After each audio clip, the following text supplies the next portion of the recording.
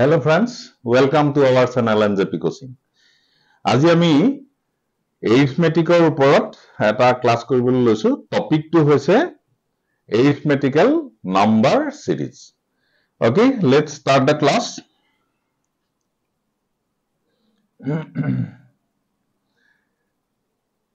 Arithmetical number series. Actually আমি arithmetical number series বুলি ক'লে কোনটো বুজো?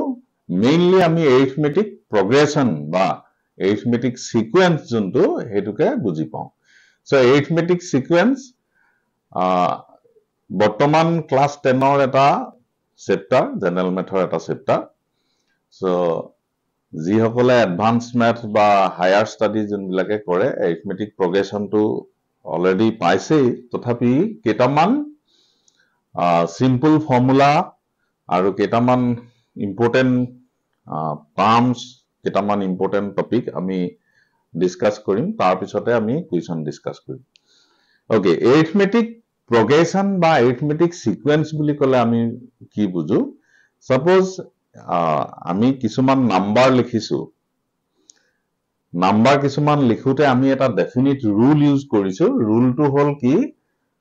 প্ৰত্যেকটো নাম্বাৰৰ পাছৰ নাম্বাৰটো এটা ফিক্সড টার্ম এড হৈ যদি আহে তেতিয়াহলে আমি তাক arithmetic progression বা arithmetic sequence বুলি কওঁ. That means a list of numbers when each number is obtained by adding a fixed number or term with the previous term apart from the first term is known as arithmetic progression or arithmetic series. So আমি arithmetic progression বা arithmetic series বুলি ক'লে suppose মই যদি এনেকে লিখিছো 2 4 6 8 10 এনেকে যদি গৈ থাকো এটো এটা arithmetic progression কেলে প্ৰত্যেকটো নাম্বাৰৰ লগত 2 to 8 হৈ গৈছে 2 plus 2 4 4 plus 2 6 6 plus 2 8 so এটো হ'ল arithmetic progression. So fixed number বা টার্ম যিমান এড কৰা হ'ব এটো ডিপেন্ড কৰিব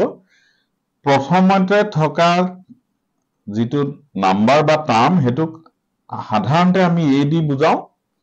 ফাৰ্স্ট টাৰ্ম আৰু আমি যিকোনো দুটা কনজিকিউটিভ টাৰ্মৰ যদি ডিফাৰেন্সটো চাও 4 minus 2 এটো কমন ডিফাৰেন্স বুলি কয় 6 minus 4 common difference. So a আৰু d নৰমালি ইউজ কৰা যায় কেতিয়াবা আমি a ঠাইত t1 ইউজ কৰিব পাৰো. So অন্যান্য সিম্বলও ইউজ কৰিব পাৰো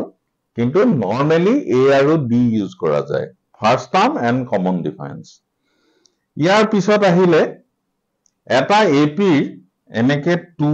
4 6 এনেকে গৈ সাপোজ 47th এই নম্বৰটো টার্মটো কিমান আছে 47 টার্মটো কিমান হ'ব. সো আমি 47 টার্মটোত আমি ডেনোট এনেকে a47 লিখিব পাৰো a47. সো 47 নকৈ যদি আমি nth টাৰ্ম কওঁ nth টাৰ্মটো আমি ডেনোট কৰো an. সো ইয়াত n টোৱে নাম্বাৰ অফ টাৰ্মস বুজাইছে an টোৱে হে পাৰ্টিকুলাৰ নাম্বাৰ অফ থকা টাৰ্মটো কিমান হ'ব এটো বুজাইছে n টোৱে টোটাল নাম্বাৰ অফ টার্মস বুজাইছে. So related to this an ad আমি এটা ফর্মুলা ইউজ কৰিম an equal a plus n minus 1 d. এটো পাৰ্টিকুলাৰ arithmetic progressionত ইউজ কৰা যায়. Suppose 10 টাৰ্ম উলিয়াবলে a10 a plus 10 minus 1 d. a আৰু d টো হ'ল ফাৰ্স্ট টাৰ্ম আৰু কমন ডিফারেন্স. ঠিক তেনেকে আমি যদি সাম উলিয়াও n টা টার্ম এটা arithmetic progressionৰ n টা টাৰ্ম সাম কৰিলে কিমান হ'ব n by 2 twice a plus n minus 1 d. এটো এটা ফর্মুলা আৰু কেতিয়াবা আমি লাস্ট টাৰ্মটো যদি জানো তেতিয়াহলে আমি এনেকেও লিখিব পাৰো n by 2 a plus l. এটো এটা ফৰ্মুলা. সো ইয়াৰে নোটটো যিটো আছে definition identification মই ইয়াত এক্সাম্পলৰ সৈতে লিখিছো sequence is an AP second term minus first term equal third term minus second term এই কন্ডিশনটো যদি ফুলফিল হয় আমি কমন ডিফারেন্স কওঁ এক্সাম্পল 25811 এটো এটা এপি হয় ইয়াত কমন ডিফারেন্সটো 3 আছে সো এটো এটা এপি নহয় কাৰণ ডিফাৰেন্সটো মিলা নাই কমন হোৱা নাই জেনাৰেল ফৰ্মটো ফাৰ্স্ট টাৰ্ম এ হলে আৰু কমন ডিফারেন্স যদি ডি হয় তেতিয়া হলে আমি জেনারেল ফর্মটো এটো লিখো a plus d a plus 2d a plus 3d a plus 4d এনেকে গৈ থাকিব সো nth টাৰ্মৰ মই ফৰ্মুলাটো অলপ আগত কলোই a n a plus n minus 1d ঠিক তেনেকে মই যদি a10 উলিয়াও a plus 9d হ'ব সো এটো সিকোয়েন্সত a plus 9d কৰিলে 39 হ'ব এনেকুৱা ধৰণৰ সিম্পল কুৱেশ্যন আহিব sum of n terms দুটা ফৰ্মুলা অলৰেডি কৈ আহিলো so sn n by 2 twice a plus n minus 1d আৰু sn n by 2 first term plus last term so property কিছুমানো আছে ap 3 terms যদি ap থাকে middle term টোক আমি arithmetic mean কওঁ suppose abc abc these are 3 terms so b2 আমি arithmetic mean বুলি কওঁ so b equal a plus c by 2 abc যদি ap থাকে মাজৰ টাৰ্মটো হ'ল arithmetic mean so b equal a plus 2 আৰু ক্ৰস কৰিলে 2b equal a plus c এটো এটা প্ৰপাৰ্টি হয় কমন ডিফাৰেন্স তো পজিটিভ হ'ব পাৰে নেগেটিভ হ'ব পাৰে জিৰো হ'ব পাৰে আৰু আমাৰ এনেকুৱা এপ্লিকেশন আছে এতিয়া আমাৰ যোনবিলাক কুৱেশ্যন আহিব application real world saving plans with fixed deposit staircase steps with uniform heights word problems often involve finding missing terms number of terms or sums এনেকুৱা ধৰণৰ কুৱেশ্যন আহিব সো আমি কুইকলি কেটামান কুৱেশ্যন লৈ আহিছো ডিসকাস কৰিম question কেটা okay first question টো লৈছো একেবাৰে সিম্পল কুৱেশ্যন প্ৰথমে আমি যিকেটা ফৰ্মুলা দিলু দুটাই মেইন ফৰ্মুলা তো ফাৰ্স্ট কুৱেশ্যন টো হৈছে এটা এপি দিয়া আছে তাৰ 15 টাৰ্মটো উলিয়াব লাগে এটা এপি দিয়া আছে তাৰ 15 টাৰ্মটো উলিয়াব লাগে এপি টো হলেটো সো এপি টো দেখাৰ লগে লগে এপি বুলি অলৰেডি মেনশন কৰা আছে ইয়াৰ ডিফাৰেন্স বিলাক সমান 8 minus 5 8 পৰা 5 minus কৰিলে 3 11 পৰা 8 minus কৰিলে 3 ইয়াৰ পৰা এটো minus কৰিলে 3 that means common difference 3 আৰু ফার্স্ট টার্মটো হ'ল 5 common difference 3 so 15 term so nth termৰ যোনটো ফৰ্মুলা আছিলে so a15 a plus 15 minus 1 14d মই 15 minus 1 টো দেখুৱা নাই so actually formula to a plus n minus 1 d so yat n to jodi 15 bohe yat 15 minus 1 14 hobo so a2 whole 5 plus 14 into 3 42 plus 5 47 so this is the right answer next if the first term is 10 common difference minus 3 what is the seventh term so etu eke dhoroner question ei yat ap2 dia nai ap2 nidi pelai ki dise first term 10 dise that means a equal 10 aru common difference minus 3 dise that means d equal minus 3 so seventh term to uliabo lage that means a7 a plus 6d so a plus 6d means 10 plus 6 into minus 3 so 10 minus 18 equal minus 8 option number A simple enekwa question porikhat ahibo so keteba fraction thakibo decimal thakibo ami jiketa example loisu yat directly positive aru negative whole numbers se loisu so keteba fraction ba decimal term thakibo next question to the sum of first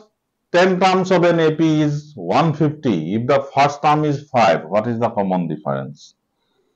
so eto ekebare mukhote ulua question nohoy eta ba duta step likhibo lage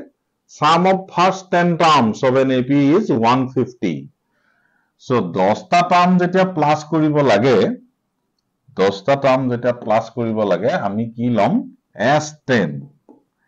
S10 টো কিমান দিয়া আছে 150 আৰু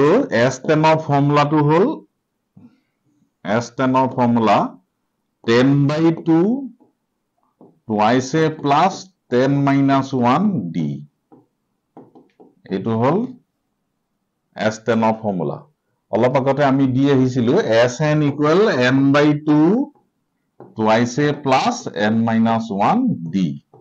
so এইটো ফৰ্মুলাত 10 টা টাৰ্মলৈকে সাম বিচাৰিছে first 10 term so n বিলাক সব 10 বহিব 10 বহিলে আমাৰ এনেকুৱা হ'ব আৰু ইয়াৰ ভ্যালুটো 150 অলৰেডি দিয়া আছে আৰু এই ভ্যালুটো আমি পুট কৰিম ফাৰ্স্ট টাৰ্মটো 5 দিয়া আছে সো 10/2 5 আৰু ইয়াত 2 into 5 plus 9d equal 150 so 5 এ এটো ডিভাইড কৰি যদি দিও 30 হ'ব আৰু এফালে থাকিলে 10 plus 9d equal 30 so 9d equal 20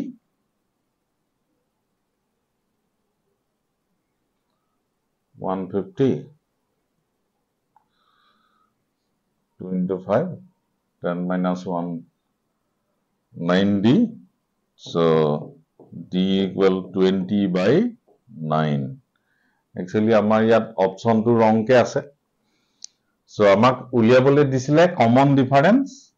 so common ডিফাৰেন্সটো হ'ব 20/9 অপচনটো দিয়া নাই so অপচন বিলাকত আকৌ এবাৰ চেক কৰি দিছো S10 sorry sum up to sum of the first 10 terms of NAP 10/2 twice a plus 10 minus 1 d 150 eto 2 into 5 9 into d 10 plus 9d so 5 to jeta 150 kami divide korim 30 hobo so 30 minus 10 20 90 20/9 actually ইয়াতে option কিটা check কৰা নাছিল মই অপচনটো কিবা printing ও typing ও mistake হ'ব পাৰে so right answer is 20/9 okay okay friends আমাৰ আজি ক্লাসটো সম্পূৰ্ণ ৰূপে পাবলৈ আমাৰ ওয়েবসাইট njpcoaching.com.in ইয়াত ভিজিট কৰক আৰু আমাৰ এপ লিংকটো দুইটাই আমি ওয়েবসাইটৰ লিংক আৰু এপ লিংক এই ভিডিওটোৰ ডেসক্ৰিপচনত দিয়া হৈছে so NJP Coaching all exams expert আমাৰ এপটো ডাউনলোড কৰি লওক আৰু যিকেটা প্ৰিমিয়াম ক্লাস আছে পেইড ক্লাস আছে আপোনালোকে পেমেন্ট কৰি আপোনালোকে সম্পূৰ্ণ ৰূপে ক্লাস বিলাক চাব পাৰিব ওকে থ্যাংক ইউ